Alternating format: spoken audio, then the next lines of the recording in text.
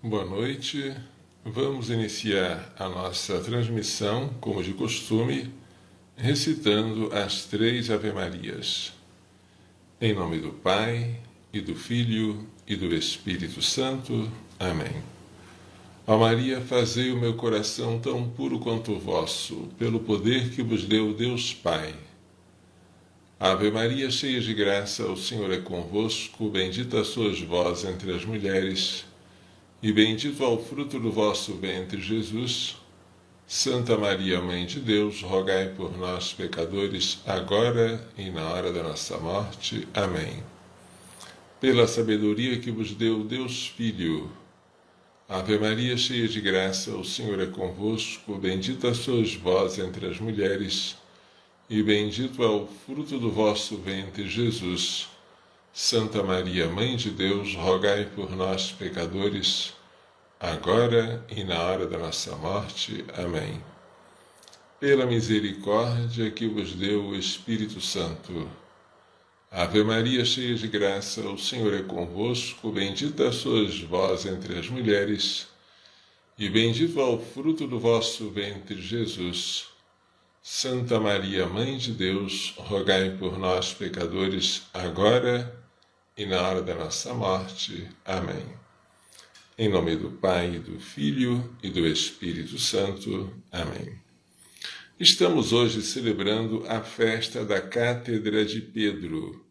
Hoje, 22 de fevereiro, celebramos o trono donde Pedro governa a Igreja. Pedro aqui não é apenas o apóstolo Simão. Pedro é o Papa. Simão foi o primeiro Pedro, mas houve vários outros depois dele. Depois da morte de Simão, houve Lino, Cleto, Clemente, até chegar ao nosso Francisco. Francisco é Pedro. Dom Manuel Pestana, referindo-se ao placar, ao letreiro que foi colocado no placar do Maracanã em 1980, quando o Papa São João Paulo II esteve no Brasil, sugeria uma modificação. No placar do Maracanã estava escrito: ontem Pedro, hoje João Paulo II, sempre Cristo. Dom Manuel sugeria que fosse assim: ontem Simão, hoje João Paulo II, sempre Pedro. Pedro é um nome que cabe a todos os papas, desde Simão até o papa da época, que era João Paulo II. De fato, o nome de Simão foi trocado para Pedro. Mas isso aconteceu por quê? Segundo o evangelista São João, isso aconteceu logo depois que o irmão de Simão, chamado André, encaminhou-o até Jesus. Jesus lhe disse: tu és Simão, filho de Jonas. Serás chamado Pedro, que quer dizer pedra. Segundo São Mateus, no capítulo 16, a mudança de nome ocorreu depois daquele retiro que Jesus fez com os discípulos na região de Cesareia de Filipe. Naquela região, ele perguntou aos discípulos: que dizem os homens ser o Filho do Homem? E os discípulos dizem: alguns dizem que tu és João Batista, outro que és Elias, outro que é Jeremias ou algum dos profetas. E vós, quem dizeis que eu sou? Aí Simão, que era o primeiro da classe, disse: tu és o Cristo, o Filho do Deus vivo. E Jesus respondeu-lhe: bem-aventurado és tu, Simão, filho de Jonas. É uma declaração solene. Nome e a estirpe, a filiação, para não confundir com outro Simão, apóstolo também, filho de Alfeu. Bem-aventurado és tu, Simão, filho de Jonas, porque não foi a carne e o sangue que te revelaram isso, mas o meu Pai que está no céu. Agora, como recompensa pela sua profissão de fé, Jesus diz: também eu te digo que tu és Pedro, e sobre esta pedra edificarei a minha igreja. Pedro e pedra não rimam em português, em latim, nem em grego, mas em aramaico são a mesma palavra, Kéfas. Tu és Kéfas, e sobre esta Kéfas eu edificarei a minha igreja. A igreja aqui é a assembleia, a reunião, o povo, o novo Israel, será edificado por Jesus sobre alguém, Simão, que depois de se tornar sólido, ele que era tão movediço e frágil, vai servir de fundamento visível sobre o qual Cristo edificará a sua igreja. As portas do inferno nunca prevalecerão contra ela. O inferno é comparado aqui a uma cidade que tem portas, mas a igreja não será ameaçada nem vencida pelas portas do inferno. Eu te darei as chaves do reino dos céus, e tudo o que ligares na terra será ligado nos céus, e o que desligares na terra será desligado nos céus. Jesus promete que vai dar a Pedro, ou melhor, a Simão, por ele chamado Pedro, o poder de ligar e desligar, de proibir e permitir, de absolver e de condenar, e que as suas decisões seriam confirmadas pelo Pai no céu. Tudo isso aconteceria depois, quando Jesus ressuscitasse e perguntasse 3 vezes: Simão, filho de Jonas, amas-me mais do que estes? E depois de receber 3 vezes a profissão de amor de Simão, Jesus dirá: apacenta as minhas ovelhas, apacenta meus cordeiros, apacenta as minhas ovelhas. Simão tem que dizer 3 vezes que ama Jesus para receber a missão pastoral, porque quem quiser ser o primeiro, seja o último de todos e o servo de todos. Simão, por ser o primeiro, deve amar mais do que os outros, e vai amar. Vai amar deixando-se crucificar, mas de cabeça para baixo, a fim de colocar a cabeça onde Jesus havia posto os pés, crucificado em Roma. São Paulo também morrerá em Roma, mas não crucificado, porque ele é um cidadão romano. São Paulo será decapitado. Mas Simão Pedro será crucificado, e assim ele vai amar mais do que os outros. Que coisa bonita, não é? Assim é a missão de Pedro: servir de sustentáculo visível da igreja, dar a vida por ela, ensinar-nos, governar-nos e santificar-nos. É a missão de Pedro. Pedro é o sinal de que a igreja existe. Onde está Pedro, lá está a igreja. E onde está a igreja, lá está Cristo. Onde é que está a igreja? A igreja que Cristo fundou e que ele chama de minha, a minha igreja, é aquela que tem Pedro. Por isso, sabemos que a igreja que Jesus fundou é a Igreja Católica, Apostólica, Romana. Isso ficou bem claro quando, no ano 2000, foi feita a declaração Dominus Iesus para corrigir uma interpretação errada do Concílio Vaticano II da Constituição Lumen Gentium, segundo a qual haveria uma igreja de Cristo diferente da Igreja Católica. A interpretação que ela foi corrigida é que existiria salvação, que existiria uma igreja católica apostólica romana e existiria uma outra igreja fundada por Jesus Cristo e que seria maior do que ela. Por que essa confusão? Porque o concílio, em vez de dizer que a igreja fundada por Cristo é a católica, o concílio disse que a igreja fundada por Cristo subsiste na Igreja Católica. Então, a partir desta mudança de linguagem, começou a haver uma mudança de mentalidade. As pessoas começaram a interpretar o Concílio Vaticano II como se agora a Igreja Católica não fosse mais a única de Cristo, como se houvesse outra. E como se pudesse como a Igreja de Cristo pudesse subsistir fora da Igreja Católica Apostólica Romana. A Constituição Dominus Iesus, a Declaração Dominus Iesus do ano 2000 corrigiu isso, interpretando autenticamente a expressão subsiste em, tá? Graças a Deus. Portanto, nós celebramos hoje a nossa união com o trono de Pedro, com a cátedra de Pedro, com a cadeira de Pedro. Porque o dia 22 de fevereiro era o dia em que os romanos pagãos faziam um banquete junto ao túmulo para comemorar os mortos e colocavam uma cadeira vazia. Aquela cadeira significava que o falecido estava presente. E assim o falecido era recordado. Os cristãos passaram a celebrar uma cátedra bem mais espiritual.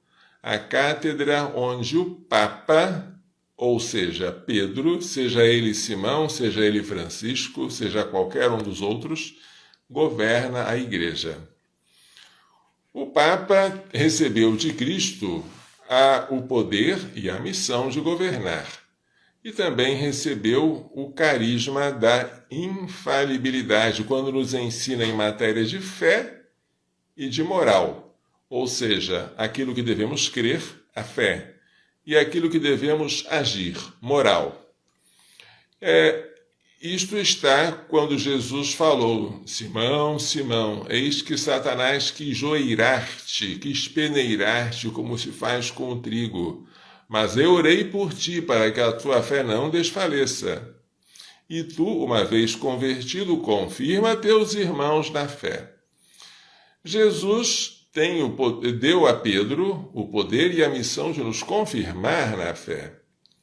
E seria muito estranho se, dando o poder e a missão de nos confirmar na fé, Jesus nos colocasse debaixo da autoridade de alguém que pudesse nos ensinar o erro e a mentira e pudesse nos guiar por caminhos tortuosos. O que nós sabemos? O Papa é infalível? É infalível quando ele fala sobre fé ou sobre moral, não quando ele fala de outros assuntos. Quando ele fala como chefe da igreja, não como um teólogo particular. Quando ele fala para toda a igreja universal, não para um grupo seleto. Quando ele fala com a intenção de definir, com a intenção de fechar uma questão. Neste caso, o Papa é infalível. Sobre fé ou sobre moral? Como chefe da igreja, para toda a igreja, com a intenção de definir. Nesse caso, o Papa é infalível. Vamos dar um exemplo bem simples. O Papa São João Paulo II, em 1995, publicou a encíclica Evangelium Vitae, sobre o valor e a inviolabilidade da vida humana. Nesta encíclica, o Papa define de maneira solene, em comunhão com todos os bispos do mundo inteiro, dirigindo-se à Igreja Universal na qualidade de pastor, de sucessor de Pedro, que todo aborto diretamente provocado, isto é, querido como fim ou como meio, é um ato gravemente desordenado enquanto morte deliberada de um ser humano inocente. Quando ele fala isso, com todos esses requisitos cumpridos, ele falou sobre moral. Ele falou como chefe da igreja, falou para toda a igreja e falou com a intenção de definir. Esta afirmação do Papa é infalível. Mas afirmações infalíveis são relativamente raras durante um pontificado. Mas mesmo quando o Papa não nos fala infalivelmente, nós devemos segui-lo. Nossos pais não são infalíveis, mas nós os seguimos. Com maior razão, o nosso pai espiritual, o Papa. Quando ele nos fala, nós devemos prestar um assentimento. É uma questão de honrar pai e mãe. A igreja é nossa mãe, mas nós temos o Papa como nosso pai. Se amamos a igreja, temos que amar o Papa, não há outro jeito. Hoje nós estamos passando por uma espécie de tempestade. E esta tempestade faz lembrar um episódio narrado por São Marcos, no capítulo 4, versículo 35.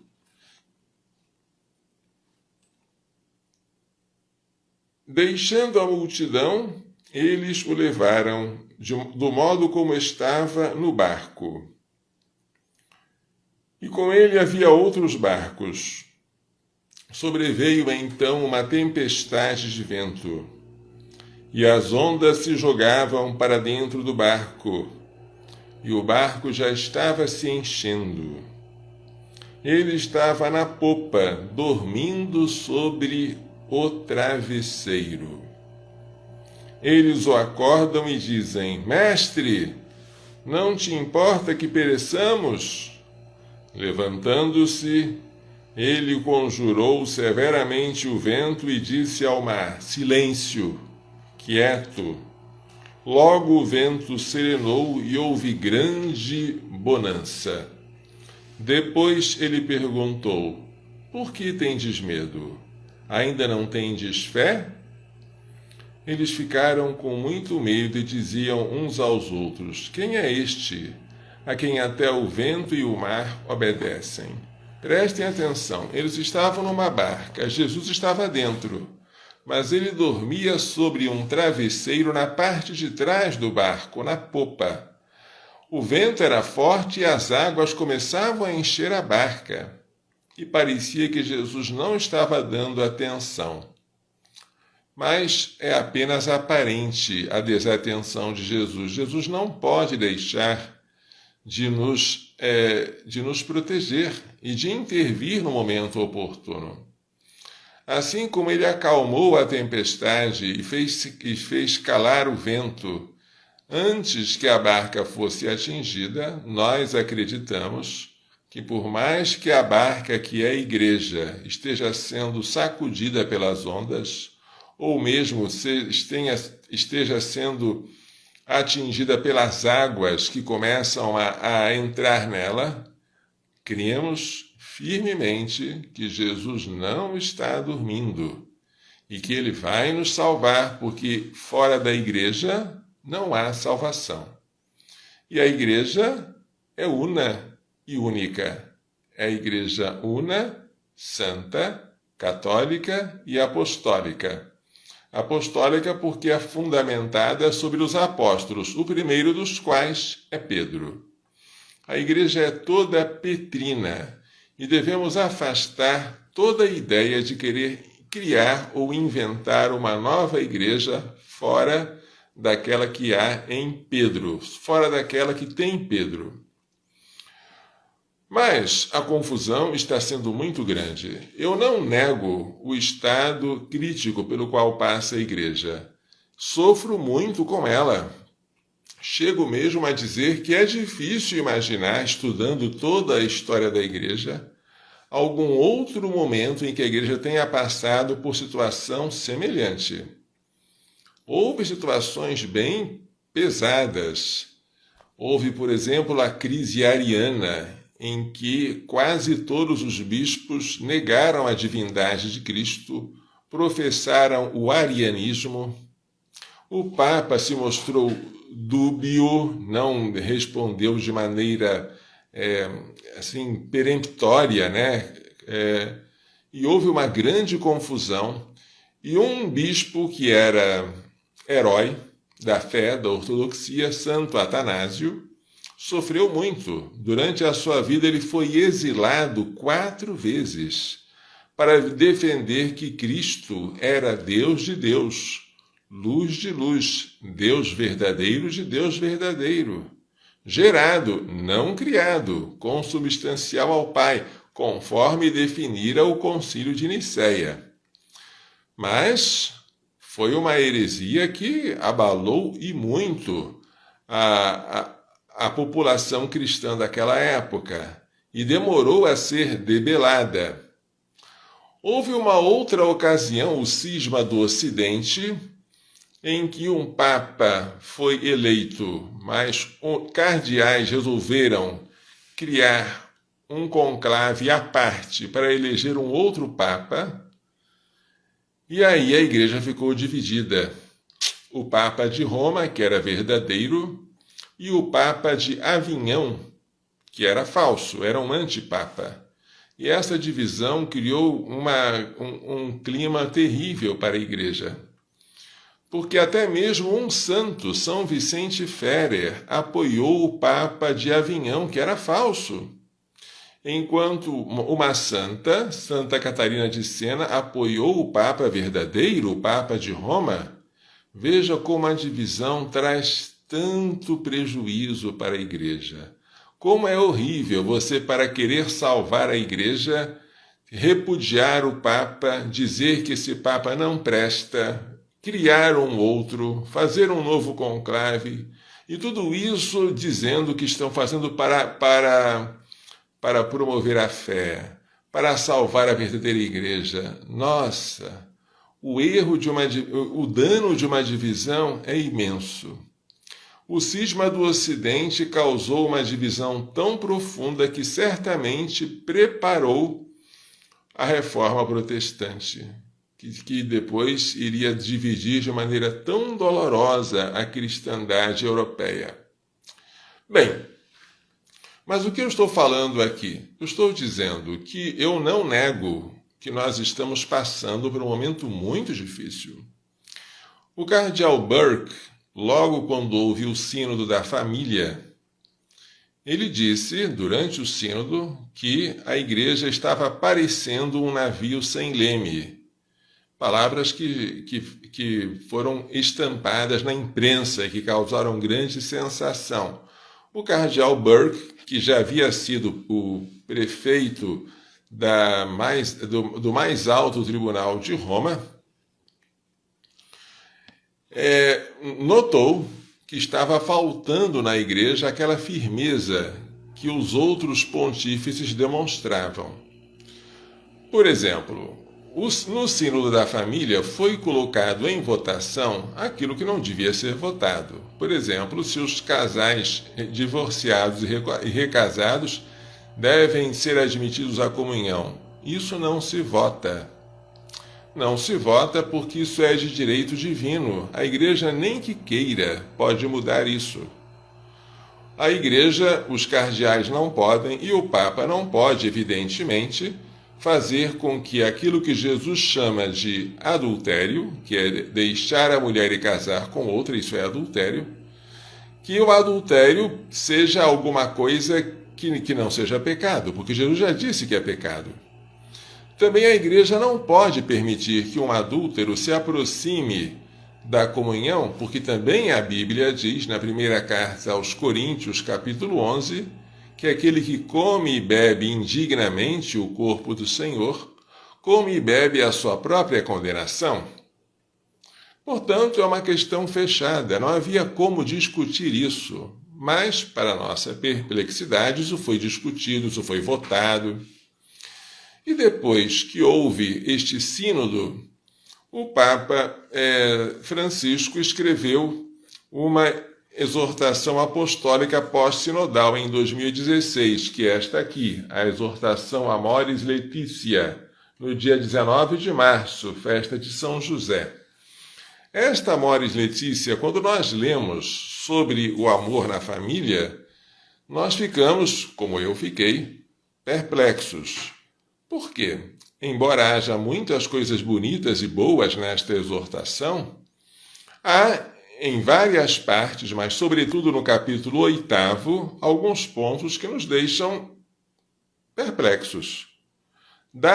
Tem-se a impressão, ao ler esta exortação pós-sinodal, que haveria algum tipo de margem, algum tipo de chance para que aqueles que vivem em pecado grave e manifesto, aqueles que repudiaram seu cônjuge, casaram com outro e, portanto, vivem em pecado mortal, se aproximassem da Sagrada Eucaristia sem cometer sacrilégio. A impressão que se tem lendo a Amoris Laetitia é esta. E essa perplexidade não foi só minha, foi também de 5 cardeais que entregaram ao Santo Padre respeitosamente, filialmente, algumas questões que foram conhecidas como dúbia. Dúbia é o plural de dubium, é uma pergunta, é um problema, é algo para ser respondido. E é uma coisa muito bonita. Os cardeais, em vez de falarem mal do Papa, humildemente fizeram perguntas para que o Papa esclarecesse. Infelizmente, esses dúbia não foram até agora respondidos, de modo que até hoje a encíclica, a exortação pós-sinodal Amoris Laetitia causa perplexidade. Cada um interpreta de um modo. Os bispos da região pastoral de Buenos Aires, na Argentina, por exemplo, interpretaram esta exortação como se ela desse alguma permissão, em último caso, para que os casais que tivessem muita dificuldade de guardar a continência, os casais de divorciados em segunda união, que eles pudessem receber a comunhão eucarística sem deixar o adultério. Gente, a gente não brinca com Jesus Eucarístico. Vocês sabem que a Argentina foi um país onde o aborto entrou. E é o país do Papa. Eu vejo a entrada do aborto na Argentina como uma espécie de punição pela falta de respeito com a Eucaristia. No Brasil, com todos os problemas que nós temos, a nossa Conferência Episcopal, a CNBB, que eu saiba, nunca emitiu uma nota oficial autorizando divorciados recasados a comungarem. Vocês podem ter visto abusos em alguns pastores. Nota oficial da CNBB, que eu saiba, para a glória de Deus, não houve. O Brasil não atraiu sobre si esta maldição. Mas houve na Argentina. Isso é muito grave. Mas seria de se esperar que o Papa Francisco, de maneira muito simples, apenas reafirmasse o que já havia dito o seu predecessor, João Paulo II, na sua exortação apostólica Familiaris Consortio, que também foi sobre a família. Se ele dissesse de maneira tão simples, nós temos que amar os divorciados recasados como amamos todo pecador, mas nós não amamos o pecador aplaudindo o seu pecado, nem admitindo que eles comunguem sacrilegamente, nós amamos sem renunciar à verdade. Seria tão bonito se o Papa Francisco, fazendo suas as palavras da Familiaris Consortio, dissesse, o que evidentemente todo Papa tem que dizer, que os divorciados recasados, pelo seu estado de pecado mortal, não podem se aproximar da comunhão eucarística e ponto. Mas como a Amoris Laetitia, quem lê a Amoris Laetitia tem a impressão de que não está diante de um documento que ensina definitivamente algo, por isso o cardeal Burke disse que a Amoris Laetitia não pretendia ser um documento do magistério, é uma interpretação até razoável, porque o Papa não dá nenhuma palavra definitiva, ele discorre sobre o assunto e você, depois que leu, pergunta, e afinal? O que a exortação quis dizer? Pelo que a gente vê, tanto na introdução dela como no meio dela, a impressão é que o Santo Padre não está ensinando, Ele está discorrendo, está falando sobre, mas não está dando um magistério no sentido próprio da palavra, não está exercendo o magistério. E isso para nós causa aflição, porque nós estamos acostumados a ver em Pedro uma pedra, algo rígido, sólido. E quando a gente vê um escrito que tem alguma semelhança com areia movediça, a gente fica aflito. E agora? Né? Não basta não ser, é preciso não parecer. Se o Papa, embora não aceite a comunhão de divorciados recasados, dá a entender que aceita, isso causa um escândalo, isso gera perplexidade, isso pode causar um mal imenso para as almas. E daí? Mas houve outras coisas também. Vamos dar um exemplo. No ano 2003, quando o Papa São João Paulo II ainda estava governando a Igreja, a Congregação para a Doutrina da Fé emitiu esta instrução aqui, um documento maravilhoso, sobre os projetos de reconhecimento legal das uniões entre pessoas homossexuais. O documento é de 3 de junho de 2003, não por acaso, porque a memória de São Carlos Luanga e seus companheiros mártires. São os mártires de Uganda que foram mortos porque não queriam aceitar os desejos impuros de um rei homossexual. O rei, por ser homossexual, queria obrigar os seus súditos a satisfazerem a sua lascívia. E Carlos Luanga e seus companheiros preferiram a morte a aceitar o que o rei pretendia. Foi neste dia, 3 de junho do ano 2003, que a Igreja publicou esta nota, condenando não só o matrimônio de homossexuais, mas também qualquer tipo de reconhecimento legal. Esta instrução, no seu número 11, diz: a Igreja ensina que o respeito para com as pessoas homossexuais não pode levar, de modo nenhum, à aprovação do comportamento sexual ou ao reconhecimento legal das uniões homossexuais. Não precisa ser casamento, basta um reconhecimento legal, não pode. O bem comum exige que as leis reconheçam, favoreçam e protejam a união matrimonial como base da família, célula primária da sociedade. Reconhecer legalmente uniões homossexuais ou equipará-las ao matrimônio significaria não só aprovar um comportamento errado, com a consequência de convertê-lo num modelo para a sociedade atual, mas também ofuscar valores fundamentais que fazem parte do patrimônio comum da humanidade. A Igreja não pode abdicar de defender tais valores para o bem dos homens e de toda a sociedade. Note-se bem, neste documento, a Igreja condena não apenas o casamento de pessoas do mesmo sexo, mas qualquer tipo de reconhecimento legal. Isso aqui é maravilhoso, isso aqui faz parte do magistério da Igreja. Nós fomos surpreendidos no ano passado com um documentário chamado Francesco, em que o Papa Francisco aparece sendo entrevistado e diz duas coisas: que o casamento homossexual é uma incongruência, é uma coisa inaceitável. Mas ele diz também que seria necessário uma lei para regulamentar as uniões de pessoas do mesmo sexo. Não ao casamento, mas sim a uma lei que desse um reconhecimento, um estatuto legal a tais uniões. Ora, é verdade, o Papa não falou isso na qualidade de chefe da Igreja, não foi um ensinamento do magistério, foi uma entrevista a uma repórter.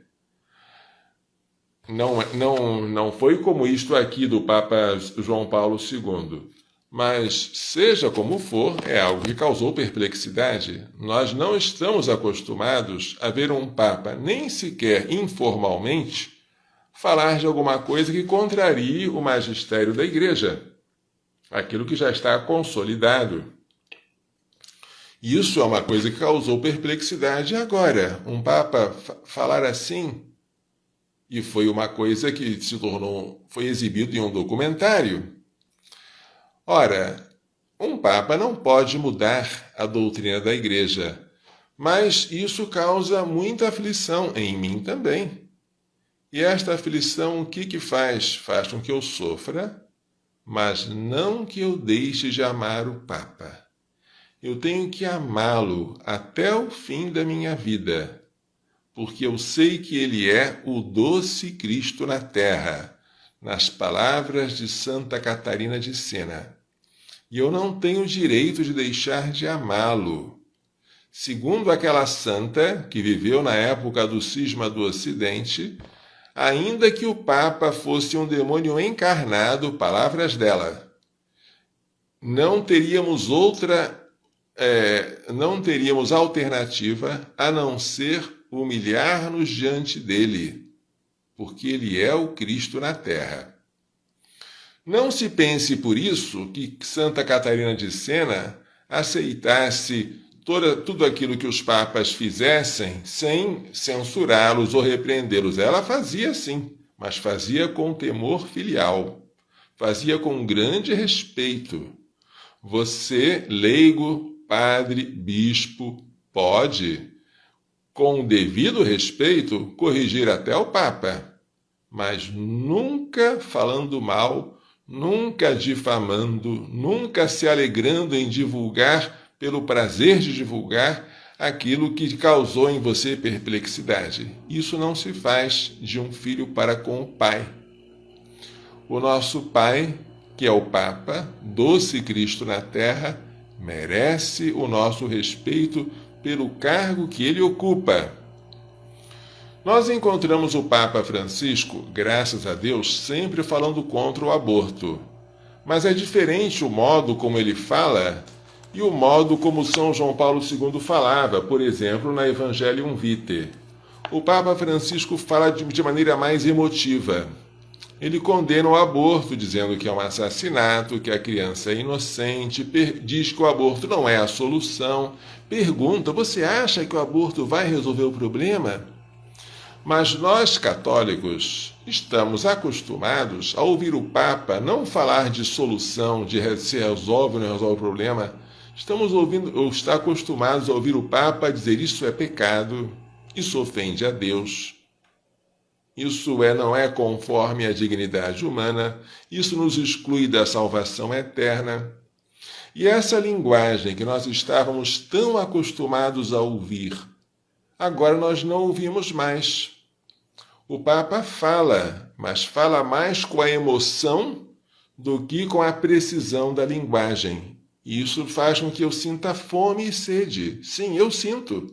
E você talvez esteja sentindo isso também. Eu sinto saudades daquela época em que nós poderíamos olhar para a Cátedra de Pedro e ouvir aquelas definições claríssimas, precisas, em que nenhuma palavra era desperdiçada. Na condenação do aborto, da eutanásia, das uniões homossexuais. Tudo isso era assim tão claro, né? Eu estava acostumado, por exemplo, ao ver aquela última instrução sobre bioética, a Dignitas Personae, da Congregação para a Doutrina da Fé, falando com tanta propriedade sobre o respeito que se deve dar ao embrião humano, e de tantas outras coisas que estavam acontecendo na época, o congelamento, manipulação, clonagem. E esse texto fala até sobre as vacinas, sim. Ele fala sobre a gravidade de você manipular os cadáveres ou as células de embriões humanos, usando-as como mero material biológico, mas ele explica também o princípio da cooperação com o mal e diz que quando essa cooperação é remota, material e passiva, em estrados de necessidade, por motivo assim de urgência, seria lícito fazer uso dessas vacinas, evitando o escândalo e exigindo do Estado, ao mais rápido possível, vacinas alternativas éticas. Vou ler um exemplozinho aqui do número 35. Por exemplo, o perigo para a saúde das crianças pode autorizar os pais a utilizarem uma vacina em cuja preparação foram usadas linhas celulares de origem ilícita, permanecendo o firme dever da parte de todos de manifestar o próprio desacordo em matéria e pedir que os sistemas sanitários disponibilizem outros tipos de vacina, evitar o escândalo manifestando desacordo e exigir que uma vacina alternativa seja disponibilizada. Isso aqui é uma maneira de falar que nos dá segurança. Mas quando nós encontramos em dezembro de 2020, a Congregação para a Doutrina da Fé, emitindo uma nota em que já no início dizia que era lícito você tomar vacina, mesmo que fosse de células preparadas a partir de linhagens celulares de crianças abortadas.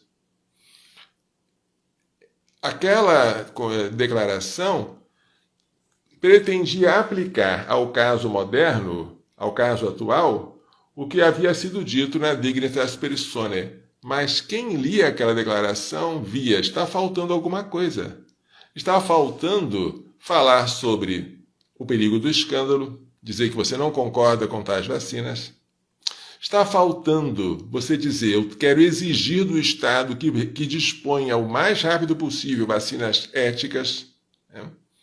Está faltando também examinar as razões proporcionadas, porque para você fazer uma cooperação material e passiva com o pecado, você tem que ter razões muito graves. Nós não estamos diante dessas razões. O mundo não está sofrendo um cataclisma. Não. O Covid-19 é uma doença perfeitamente tratável e prevenível com os meios habituais que nós temos.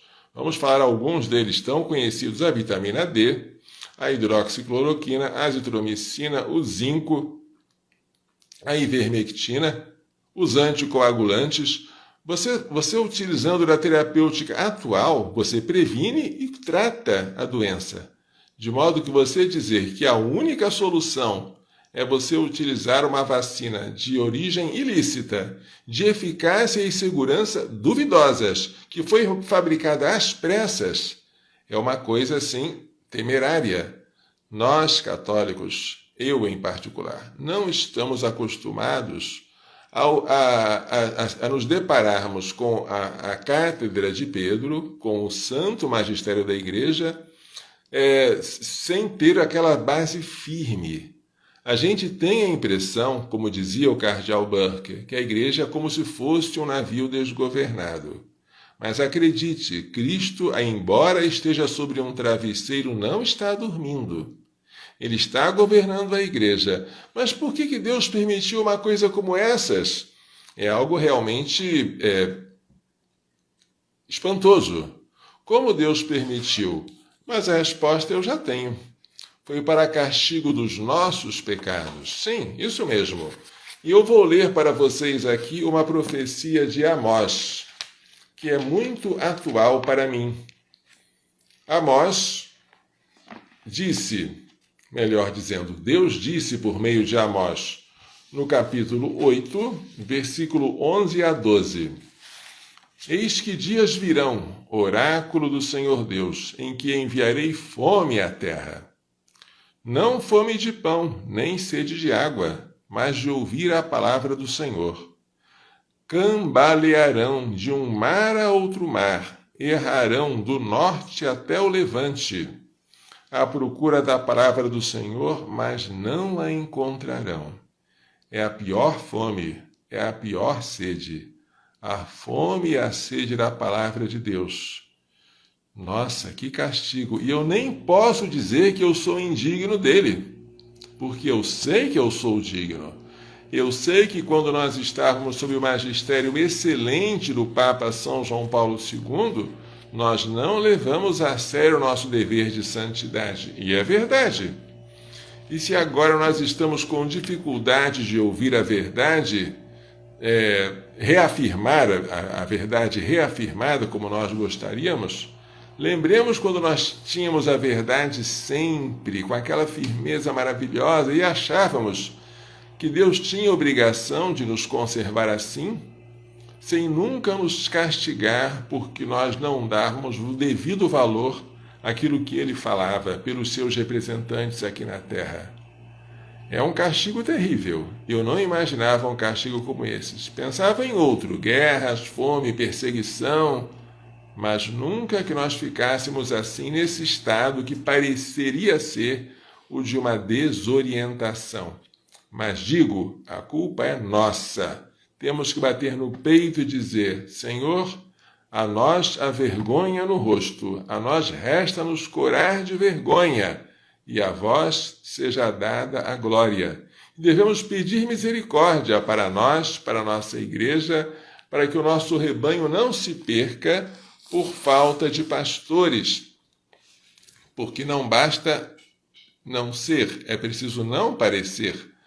E nós, de fato, estamos sofrendo muito com isso. Quem de fato não sofreria?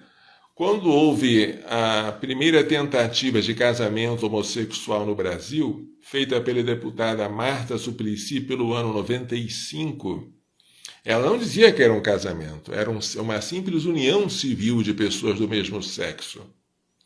Também depois dela, o Roberto Jefferson mudou união civil para pacto de solidariedade.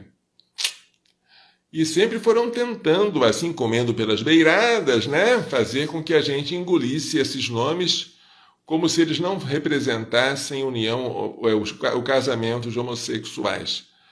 Mas a igreja era firme em dizer não só o casamento, mas qualquer tipo de reconhecimento legal. Aquilo que apareceu no documentário Francesco é uma coisa que nos causou, assim, uma perplexidade. Ah, padre, mas isso não foi o magistério da igreja. Claro que não foi. Não, ele falou de maneira particular, mas é uma coisa que choca, porque ele é o Papa. E o que nós fazemos com o Papa assim? Amamos. Temos que amar, padre? Absolutamente temos que amar. E eu vou dar um exemplo para dizer como deve ser grande o nosso amor pelo Papa. O exemplo está em Davi. Davi, que havia sido, como se diz, escolhido por Deus para suceder Saul, foi de tal modo perseguido por Saul, que teve inveja dele, que Saul queria matá-lo. Tentou matá-lo atravessando-o com uma lança. Davi fugiu, foi para a floresta, juntou-se a outros homens, tornou-se um chefe de bando. Saul foi perseguir Davi com seus homens e por 2 vezes Davi teve ocasião de matar Saul e poupou a sua vida. Mas por que poupou? Vejamos uma vez em que ele poupou. Isso foi na gruta de Engadi, no deserto de Engadi. Davi chegou até a gruta e furtivamente cortou a orla do manto de Saul. Está no primeiro livro de Samuel, capítulo 24, versículo 5. Depois disso, o coração lhe batia fortemente por ter cortado a orla do manto de Saul. É aquela consciência moral acusando a ele. E disse aos seus homens: que o Senhor me livre de proceder assim com o meu Senhor, de levantar a mão contra ele, porque é o ungido do Senhor. Com essas palavras, Davi conteve os seus homens e impediu que se lançassem sobre Saul. Mas depois houve uma outra ocasião. No deserto, o rei Saul estava no acampamento dormindo com seus homens e Davi e Abisai foram até a noite à tropa, encontraram Saul deitado e dormindo no acampamento, a sua lança fincada no chão à sua cabeceira e Abner e o exército dormindo ao seu redor. Abisai disse então a Davi, 1 Samuel, capítulo 26, versículo 8, Deus entregou hoje o teu inimigo nas tuas mãos. Permite que eu o encrave no chão, de um só golpe, com a sua própria lança. Não será necessário um segundo golpe. Mas Davi respondeu a Abisai, quem levantaria a sua mão contra o ungido do Senhor e ficaria impune? Disse ainda Davi: tão certo como o Senhor vive, o Senhor mesmo o ferirá quando chegar a sua hora e ele morrer, ou quando no campo de batalha for ferido. O Senhor me livre de estender a mão contra o seu ungido. Apanhe a lança que está à sua cabeceira e a bilha d'água e vamo-nos. 2 vezes Davi temeu estender a mão contra o ungido do Senhor. Mas Saul, desesperado numa batalha contra os filisteus, foi procurar uma necromante a fim de consultar o profeta Samuel, que já estava morto. Consultar a necromante. Davi tinha acabado com as necromantes da terra, porque a necromancia era um pecado contra o primeiro mandamento, amar a Deus sobre todas as coisas, e agora, no final de sua vida, ele procura uma necromante para tentar entrar em contato com o espírito de Samuel e saber se ele iria ou não iria ganhar a guerra. Que coisa, que pecado horrível! E depois desse pecado, ele morre na batalha. Morre no monte Gilboé. E Davi toma conhecimento da morte de Saul. E o que Davi diz? Será que Davi diz: bem, que bom que ele morreu, porque ele era um homicida? Porque ele perseguia a mim, que era inocente? Porque ele foi consultar uma necromante, pecando contra o primeiro mandamento? Não. Nenhuma palavra contra Saul. Davi chora quando recebe a notícia da morte de Saul. Olha o que aconteceu. Perguntou a Davi, aquele que trouxera a notícia: como sabes que Saul e seu filho Jonatas estão mortos? O mensageiro respondeu: eu estava casualmente no monte Gilboé e vi quando Saul se atirou sobre a sua própria lança. Quando se aproximavam carros e cavaleiros, ele se suicidou, tentou suicidar-se. Ele voltou-se, viu-me e me chamou. Eu disse: eis-me aqui. Ele perguntou-me: quem és tu? Eu lhe disse: sou um amalecita. Então ele me disse: aproxima-te e mata-me, porque estou com muita vertigem, apesar de sentir a vida toda em mim. Então aproximei-me dele e dei-lhe a morte, porque eu sabia que ele não poderia sobreviver tendo caído. Depois apanhei o diadema que ele trazia na cabeça e o bracelete que estava no seu braço e os trouxe ao meu senhor. Assim o amalecita foi trazer a notícia da morte de Saul a Davi. Davi apanhou as suas vestes e as rasgou, e todos os homens que o acompanharam fizeram o mesmo. Lamentaram-se, choraram e jejuaram até a tarde por Saul e Jonatas seu filho, e por causa do povo do Senhor e da casa de Israel, porque haviam caído pela espada. Chorar pela morte de alguém que o perseguia. Davi perguntou ao moço que lhe trouxera as notícias: de onde és tu? Ele respondeu: eu sou filho de um estrangeiro e residente, de um amalecita. Eu estou no 2º livro de Samuel, capítulo 1. Versículo 14. Disse-lhe Davi: como não receaste levantar a mão contra o ungido de Javé, para o ungido do Senhor, para tirar-lhe a vida? Davi chamou um dos moços e disse: aproxima-te e mata-o. O moço o golpeou e ele morreu. Disse-lhe Davi: que o teu sangue caia sobre a tua cabeça, porque a tua boca testemunhou contra ti quando disseste: fui eu quem matou o ungido do Senhor. Embora aquele estrangeiro tivesse agido por compaixão, hoje diríamos, ele praticou um ato de eutanásia, matou para evitar a morte de Saul, que estava já agonizando, Davi não aceitou. Não só censurou, mas o castigou com a morte. Claro, não vamos aprovar a conduta de Davi, mas isso dá a entender como era grande a estima de Davi por Saul. E não contente com isso, Davi fez um cântico, uma lamentação sobre Saul e seu filho Jonatas. E esta lamentação está no capítulo 1 do 2º livro de Samuel.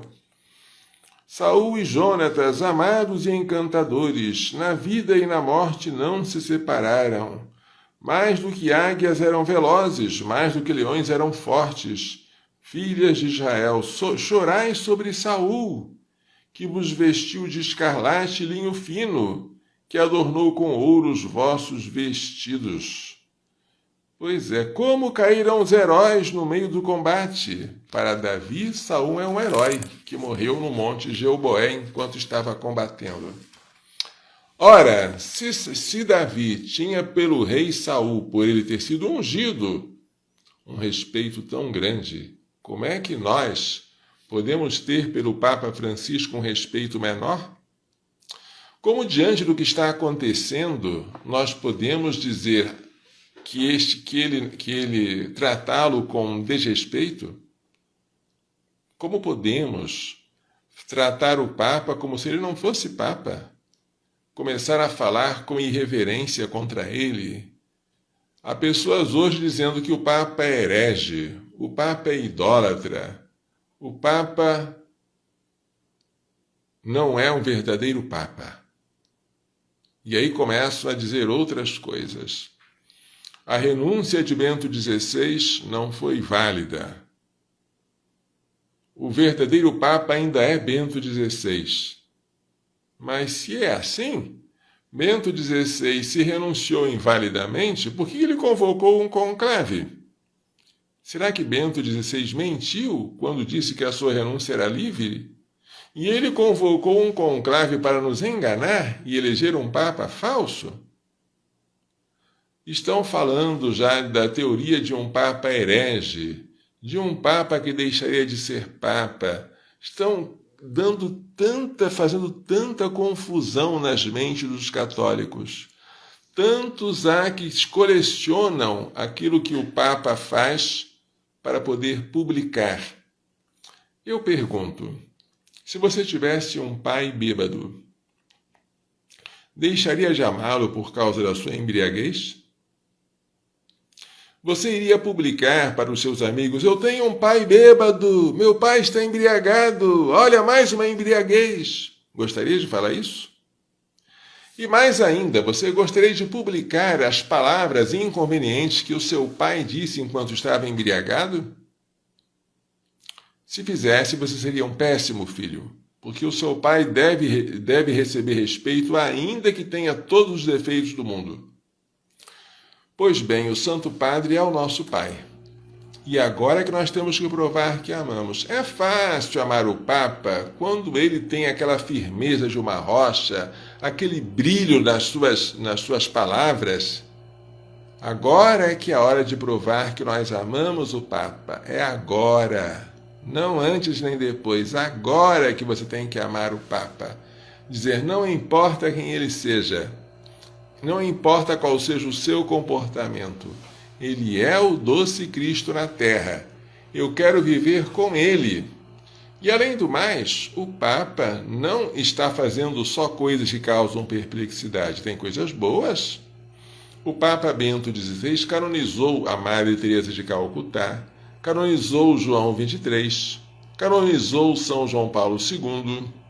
Ele colocou o nome de São José nas orações eucarísticas 2ª, 3ª e 4ª, ele instituiu a festa de Nossa Senhora Mãe da Igreja, ele proclamou o ano da misericórdia, em que concedeu indulgências plenárias, ele agora iniciou o ano de São José, um ano que eu considero de muitas graças. O Papa, quando fala alguma coisa, Deus confirma no céu. E não cabe a nós julgar se o Papa está agindo moralmente bem ou mal. Importa nós olharmos para ele, rezarmos por ele e, se encontrarmos defeitos, chorarmos, dizendo, eu mereço, Senhor. Estamos colhendo aquilo que plantamos. É muito fácil acusar para desculpar a si mesmo. Em vez de nós nos convertermos e sairmos dos nossos pecados, colocar o Papa no bispo da nossa diocese, na conferência episcopal, colocar a culpa no Papa. Não, não é assim que devemos fazer. O Papa sempre deve ser o nosso Pai, Sempre devemos amá-lo e não devemos deixar que os outros falem mal dele. Esta tempestade vai acabar. Jesus vai mandar que o vento e as ondas se acalmem, mas nós não podemos sair da barca, nem podemos inventar uma outra para sermos salvos. Esta é a Igreja Una, Santa, Católica, Apostólica, fundada sobre Pedro. Não há outra. Vamos dar a bênção final? O Senhor esteja convosco.